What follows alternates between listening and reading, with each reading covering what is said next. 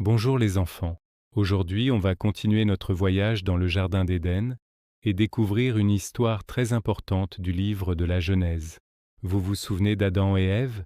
Dieu les avait placés dans un jardin magnifique, rempli d'arbres délicieux. Ils pouvaient manger les fruits de tous les arbres, sauf un, l'arbre de la connaissance du bien et du mal. Dieu leur avait dit que s'ils en mangeaient, ils mourraient. C'était une règle simple pour leur montrer qu'ils lui faisaient confiance.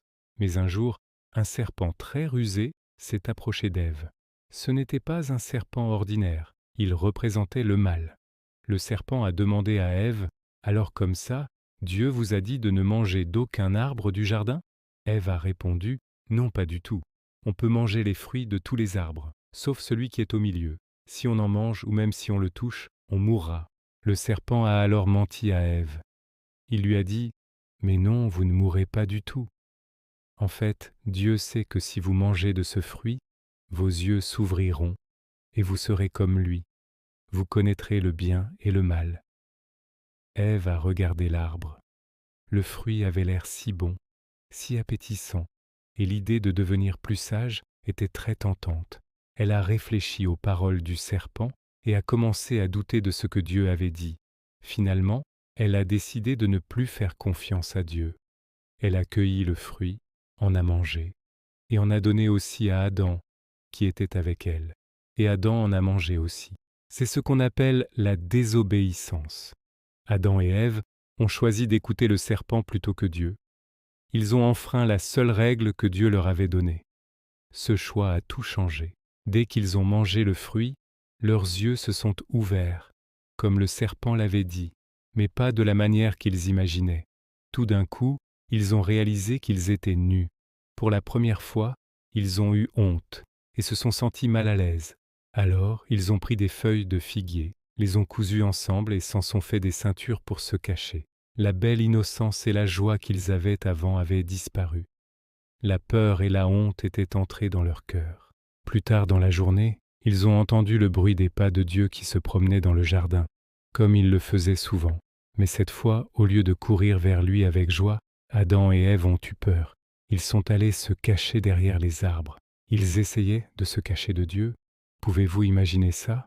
Se cacher de celui qui les avait créés et qui les aimait plus que tout. Dieu a appelé Adam. « Où es-tu » Dieu savait très bien où il était, bien sûr. Il posait la question pour qu'Adam puisse reconnaître ce qu'il avait fait. Adam a répondu d'une petite voix. « J'ai entendu ton bruit dans le jardin et j'ai eu peur, parce que je suis nu. Alors je me suis caché. » Dieu lui a alors demandé, « Qui t'a dit que tu étais nu? Est-ce que tu aurais mangé du fruit que je t'avais interdit de manger ?» Au lieu d'avouer sa faute, Adam a essayé de se justifier. Il a dit, « C'est la femme que tu as mise à mes côtés. C'est elle qui m'a donné du fruit et j'en ai mangé. » Vous voyez, il a rejeté la faute sur Ève et même un peu sur Dieu en disant, « La femme que tu m'as donnée. » Alors Dieu s'est tourné vers Ève et lui a demandé, « Qu'est-ce que tu as fait ?» Et Ève, à son tour, a rejeté la faute sur le serpent. Elle a dit, « C'est le serpent qui m'a trompé et j'en ai mangé. » Personne ne voulait dire, « Oui, c'est ma faute, j'ai désobéi. » Parce qu'ils avaient désobéi, il y a eu des conséquences. Dieu a d'abord parlé au serpent. Il l'a maudit et a dit qu'il ramperait sur son ventre pour toujours. Et surtout, Dieu a fait une promesse incroyable. Il a dit qu'un jour, un descendant d'Ève écraserait la tête du serpent. C'est la toute première promesse de la venue d'un sauveur, Jésus, qui viendrait vaincre le mal pour de bon. Ensuite, Dieu a parlé à Ève. Il lui a expliqué que, à cause de son choix, elle connaîtrait de la souffrance. Avoir des enfants serait plus difficile. Puis, Dieu a parlé à Adam. Parce qu'il avait écouté sa femme au lieu de Dieu, le sol serait maintenant difficile à cultiver. Il devrait travailler très dur, à la sueur de son front, pour faire pousser sa nourriture. La vie facile dans le jardin était terminée, et Dieu lui a rappelé la conséquence la plus triste. « Tu es poussière, et tu retourneras à la poussière. » Cela signifie que leur corps finirait par mourir, exactement comme Dieu les en avait prévenus. Même si Adam et Ève avaient désobéi, Dieu a montré sa bonté. Il a vu leur ceinture de feuilles qui ne tenait pas bien. Alors il a fait pour eux des vêtements avec des peaux d'animaux pour les couvrir.